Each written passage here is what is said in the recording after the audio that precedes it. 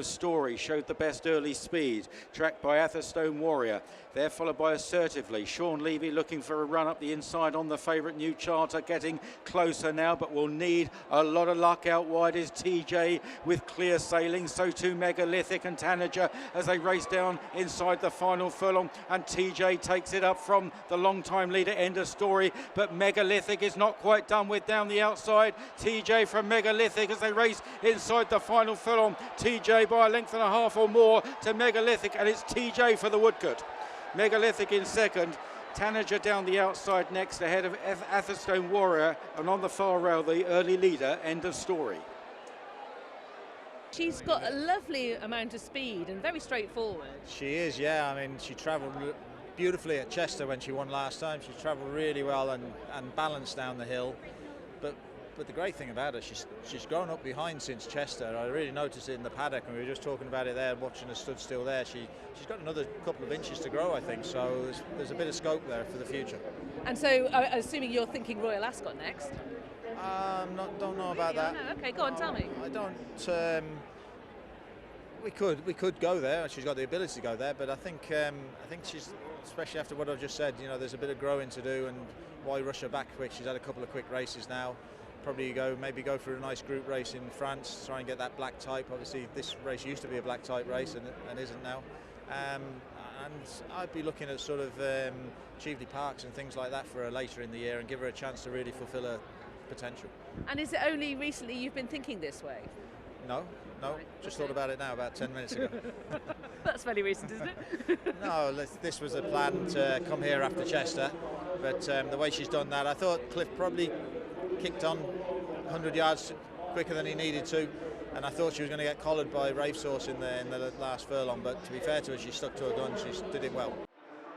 Too Tempting now comes through on the rail to take over from Autumn Festival. Finn's Charm, Beshtani out wide is Koi Koi, but Too Tempting skipped 2 lengths clear of Beshtani, now giving chase under James Doyle. Then Notre Belle Bet followed by Koi Koi and Finn's Charm. Too Tempting the one to catch, but being pegged back by Beshtani all the time. Too Tempting from Beshtani in the near side. It's a half length, it's a neck, it's down to a neck and a head now.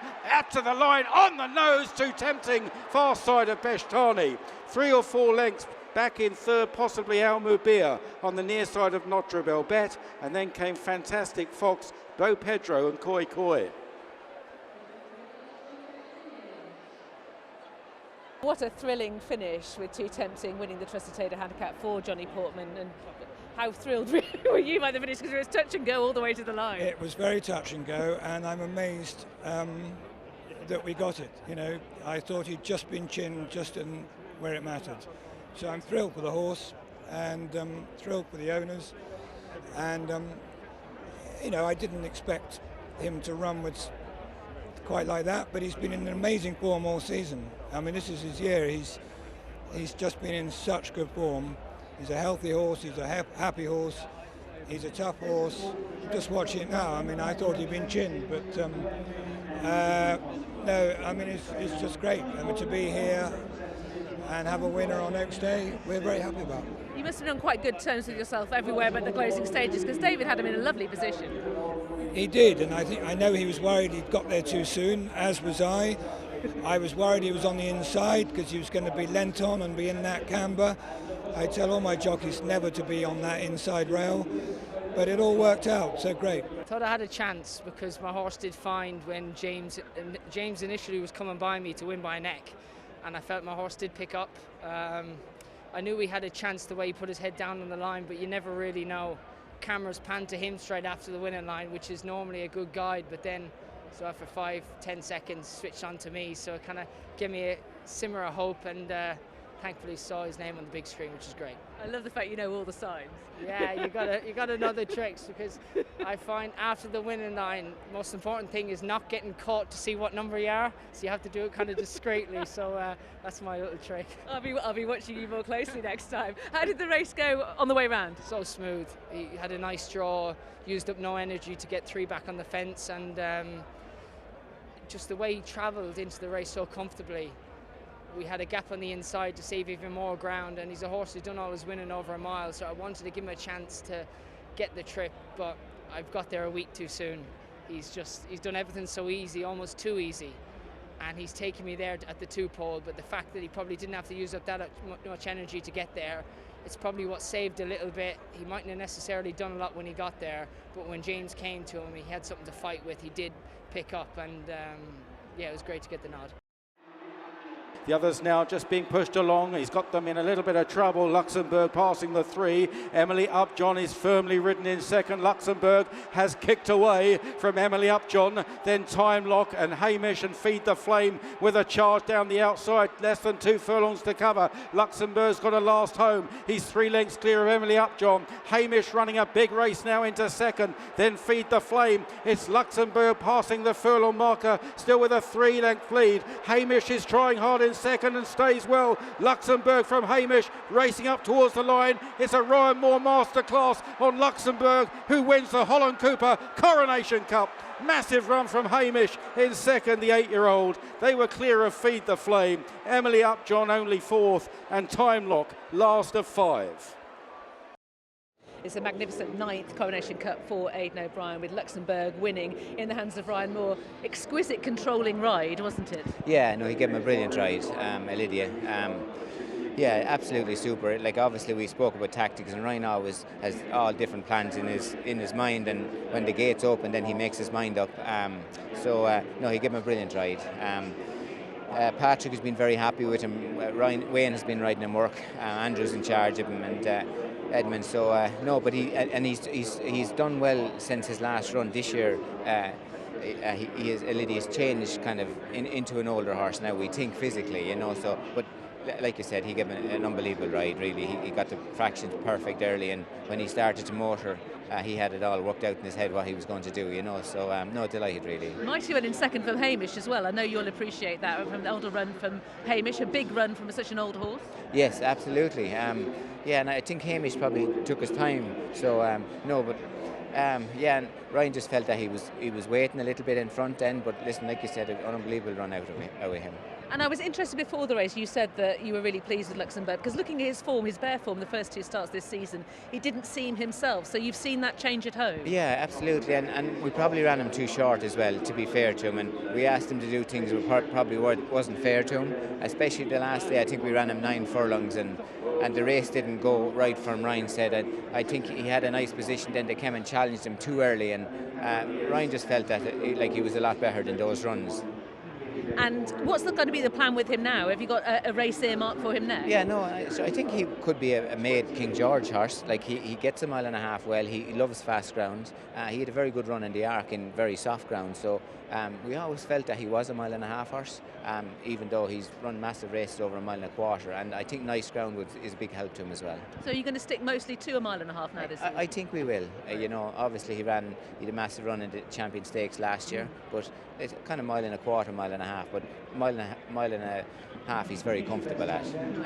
Yeah, and he had a huge run in Hong Kong, yes, over 1.25 miles, you know. So no, listen, he's a great horse to have, really. So you might be off on international travels with him again? I think he will travel plenty. He's up to that age now, and he's a lot of miles on him, and he's a good mind. So I'd say he probably will travel plenty. It was a super performance, and as I said before, best of luck in the Oaks later as well. Appreciate it, Lily. Thanks very much. Thank you. Thanks. They're chased by Lord Melbourne. Loyal Touch is locked away. The inside will need plenty of breaks. Out wide is City Street. Haunted Dream now coming there pretty strongly as they race on down the home straight, and it's Bolster trying to fend off multiple challengers. Sweet Reward second, King's Code. Here's Haunted Dream blasting down the outside from Killybegg's Warrior. Paradias from the back of the field. Bolster clinging on from Haunted Dream. Out wide is Paradias as they run down to the final furlong. It's Bolster by a couple of lengths. Kicks again from Haunted Dream. Paradias charging down the outside. Bolster all the way. 3 lengths to Paradias racing up towards the line. Bolster in the hands of Pierre-Louis Germain is going to hold on. Bolster wins from his second. Paradias. Derry Lad making very good progress down the outside for third, then Haunted Dream, and they're followed by Lord Melbourne and Mysterious Love. I don't like running 2 nice horses like that against each other, but they both want these conditions, they both want this trip. There's hopefully a bit of warm weather coming around the corner, and if it dries up, you know, we had nowhere to go with them. So had to let them take the chance. Thankfully, Sheikh Mohammed Obeid was happy with that, and Bolster's been in great form. You know, Liberty Lane's a very good horse on his day, but he just needs things to drop right for him. And they definitely didn't today. There'll be another day. What's the plan now with Bolster? Because he looks very talented. That was the plan.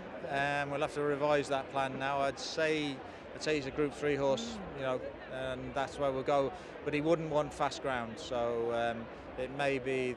See what the weather does. Who knows what the weather's going to do over the next few months? But I'd say we'll have a good look for the autumn campaign for him. Okay. So you might plot your way around Europe, just basically chasing the weather. Yeah, exactly. But I'd have to speak to Sheikh Mohammed Obeid, and then we'll make a plan. Where might we see Liberty Lane? Obviously, ground permitting. Both of them will have entries in the John Smiths. Well, maybe not Bolster now, because I think the handicapper will probably take exception to that. But I'd say Liberty Lane will have an entry in the John Smiths, and if the ground came up nice for him, that'd be a nice race for him, nice track. But I don't know. He's very much wouldn't want either of them on firm ground. It was more or less the plan to try to make the running if we could, and if I was in front, to just make it my own pace and try to get an easy lead, and then game to quicken when I did. And in a competitive handicap, particularly here at Epsom, were you surprised how readily you were able to do that? Yeah, we were, to be fair. I thought I'd be taking on a bit more than that, but obviously it worked well for us, so it was great. And talk me through what you were thinking as you were riding around.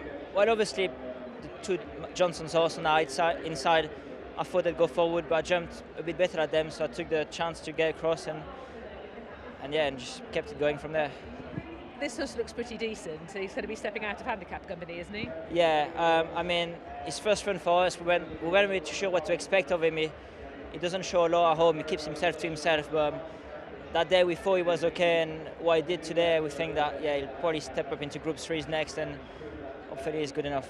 And a bit of cut in the ground, is that important to him? Yeah, definitely. I don't think he obviously was non-runner the last twice, and I don't think Carl would run him on anything faster than good. And what does this success mean? Because, I mean, it's significant on Oaks Day, and particularly on a horse that's on the up like that. Yeah, he's great, and it's great to get a chance to ride him again today, and it's nice to have nice winners like this. And up ahead, it is still making dreams, but they're challenging. Here come the challengers. Seaward, caught you looking, and is diving for the inside running rail. Out wider, You Got To Me. Ezeliya goes very well in the green jacket. War Chimes is wider. Ilang is beginning to stay on from the back of the field. It's Dance Sequence laying down the big challenge to Caught You Looking. You Got To Me and Ezeliya, and they're followed by War Chimes and Ilang, who's still got plenty to do. Ezeliya and Dance Sequence. Dance Sequence for Godolphin on the far side, just getting a bit unbalanced. Ezeliya now strikes the front under Chris Hayes. It's Ezeliya from Dance Sequence. War Chimes into third, and racing for the line is Ezeliya, who races away from Dance Sequence, and Ezeliya for the Aga Khan wins the Betfred Oaks. In second, Dance Sequence. Third, War Chimes. You Got To Me in fourth, followed home by Caught You Looking, and then Ilang. Just when you dream of the way things will work out, and if you ever got an opportunity to win these races, that was it. From the moment I got on her, she never turned a hair. She settled. She was so cool and chilled out at the back of the gate. She was first one loaded. It just was slow motion stuff going around on her. I was looking up at the markers, couldn't believe how well I was travelling as I was counting them down. Had a lovely slot with cover. Wasn't ideally positioned as in close to the rail, but it was chewed up on the inside, and I kind of said to myself going down, I don't mind being 3 wide, because it actually was the freshest part of it. So it feels unbelievable. The way she really extended, ran through the line and took an age to pull up. She's terribly exciting. I can see why you're saying it's surreal, because this is the Oaks. It shouldn't be that easy. This track is tricky as well. Exactly. I thought she'd suit here. I'm sure you had a good look at her in the paddock. She's so well proportioned. She's a beautiful action. She's so well balanced. I thought, not that I've an in-depth experience of what it takes to win around here, but I just thought she'd tick a lot of the boxes. She's pace, she travels, she switches off, she stays, and it's that action of hers. I just thought it would suit. And then, like I was reading the other day, stats around here, Dubawis were 0 to 15, and then I'm going, oh, I'm after getting this completely wrong. But no, she was just different class. That's chalked off for Derby. I think he deserved that personally, don't you think? He's been such a fabulous stallion. Exactly. She's a queen. She's bred to be as good as she is, and I'm delighted. It just goes to show how much they can improve from 2 to 3 with those real good pedigrees.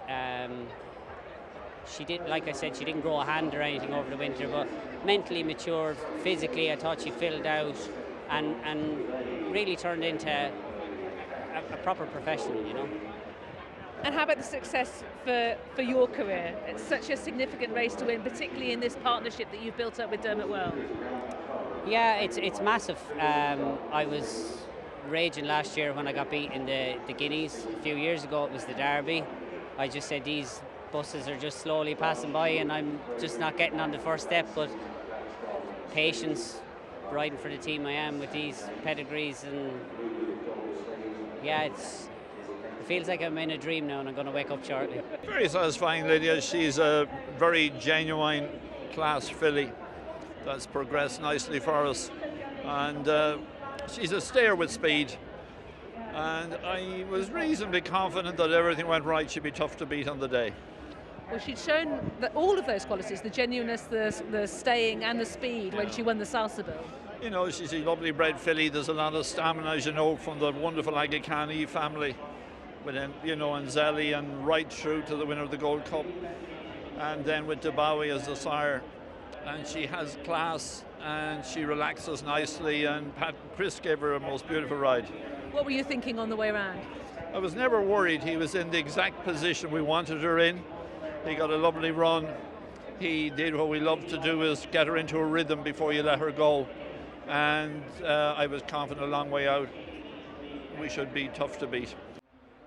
Down the home run, quite an open looking race. Balmacara pressed by Evade, and here's Native American between the pair, and Native American and Evade go on from Balmacara. Zoom needs to find more. It's Evade and Native American. They run on down towards the final furlong. Evade on the near side of Native American. They're absolutely locked together. Native American battling on well against the rail. Evade on the near side, maybe just ahead. Evade and Native American. What a fantastic duel as they race up towards the line. Evade on the near side of Native American, tight. It's tight. Evade on the near side of Native American. They came a mile clear of Balmacara, Zoom, Bellacci and Heritage House. What a race. Did you feel you got it as you flashed past the post? Yeah, I had. He has quite a long neck, and it's pretty clear to me that he had won. I think, Lydia, it was an amazing training performance by Archie Watson, but one man's been riding him out since he arrived from France, and that's Michael Murphy. And I haven't sat in him because he's quite difficult at home.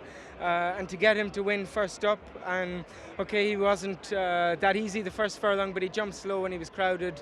To get him to race nicely and stick his head out in the end really takes an awful lot of hard work. Explain to me how he's difficult at home. What does he do? He's flighty, and anything can wound him up. And I rode him in France last year, and he wouldn't relax. And I got into a fight with him, and I lost the fight. And you know, on his 2 starts afterwards, he was very keen as well. So, you know, it's great to get him back on track, and hopefully, I haven't spoken to Sheikh Fahd or Archie, but the obvious race is the Jersey, and right. You know, often his sort of profile would mean he'd go well in a race like that. Okay, I'll come back to the Jersey, but just briefly, it is a really good training performance, isn't it? Because what you've just described, bringing a horse here to this, all the noise and what goes on, the hubbub here at Epsom, that's a big thing that he's got through it. Yeah, and I'd imagine we felt he would jump quickly because the buzz here would light him up, and as a result he would be sharper, but he was the opposite out of the stall. So that made my life a little bit difficult, Lydia, whether I get into a fight or just wheel out and let him roll. And fortunately, when I got out to Charlie Bishop's outside, he relaxed. I'll be honest, I thought you were going to say Commonwealth Cup and not Jersey. Explain to me your thinking. Yeah, because I feel like he did enough wrong today on obviously a fast 7, but past the line and all the way to pull up, I still had horse. I think it's a better step and a race that to win, you don't have to run to as high a rating as maybe the Commonwealth Cup. You know, if you take the leading protagonists in the Commonwealth Cup, Van Dijk and Inisharan, whatever Aiden throws at it, River Tiber, they're fantastic horses. So I haven't spoken to Archie and Sheikh Fal, but that's my thoughts. Hodler then from Sandy Paradise, Earls on the far rail, Spanish Star and Marley Park towards the rear of the field. Looks pretty competitive, Darkness still leading, chasing hard, Speeding Bullet. The XO now with a thrust down the centre, followed by Dark 30 who's a little short of room. From the back is Ross Collin in the black cap, followed by Mission to Moon. The XO has come to take it up, just shifting towards the rail. Ross Collin a big threat though down the outside under James Doyle, who's had a fairly luckless day and now takes it up here on Ross Collin from the XO, then Mission to Moon and Marley Park, and up to the line. Ross Collin wins for James Doyle. In second, well, it's tight between Mission to Moon and the XO, and Marley Park running on in fourth. They looked for a long way like he was getting a little bit of traffic problems, but he's best on a track like this, like a Goodwood 7 or a Epsom here 7 downhill, bit of ease in the ground, 7 furlongs, sort of brings out the best in him. Yeah. James has had a day of bad beats. Was he saying, I was thinking I was never going to get out? He didn't mention it. He was, good. no, I think the previous races are in the past and this is a fresh race, so he didn't mention it. He just kind of, he said once he got out that he was very strong to the line, you know. He's very classy in this context. Yeah, he's a grand horse. He wants a little bit of cut in the ground, and for ages we ran him over a mile thinking he was fine at it, and he wasn't. You know, holding him up and trying to get the mile, but 7 on soft and Goodwood in here. He's ran well in a Buckingham Palace actually, you know, so great for the Dixon lads and their followers. Reckon you needed that, didn't you? Yeah, it's been a tough old day. Any day you get beat 2 short heads, and a few other little things went wrong today, but yeah, you can rely on Ross Collin, 7 furlongs, bit of juice in the ground at probably his most favourite track along with Goodwood, so yeah, it was a nice ending to the day. The bit where you were locked up, and what were you thinking there with the way the day had gone? Yeah, I was a bit frustrated. Look, I kind of set my stall out to follow the Horsewatcher's other runner because he was a bit of pace, and Ross Collins' ideal setup is a fast pace, but he likes to just sit just in behind that and just get a good draft off it, but he needs cover, so he can be a little bit headstrong, so if you don't get that cover, he just burns himself out. So I had to commit to following the Horsewatcher's other one. I think it's Baldemiro, he's called. And then that horse got a flat tyre around the 3, and I was just getting caught behind him. I tried to come out, but Oshin was there. And I was thinking, this day is not panning out how I'd hoped, but it just shows you have to be patient. And yeah, I was able to find a bit of room. When you're on a horse travelling like him, it usually works out. So yeah, he picked up good, and like I say, these are his ideal conditions, and you can really set your clock by him. When he gets everything perfect, relaxes in the run, he can really show that good kick he's got. And he looks very good in this context, doesn't he? Yeah, he does. Look, I won this race him a few years back by 4 lengths. I know he's won 2 today, but yeah, I got a bit of a rollicking last time. Obviously it was soft ground and we came right over the stand side, and yeah, he bolted up that day, but he just shows he loves this place. Yeah.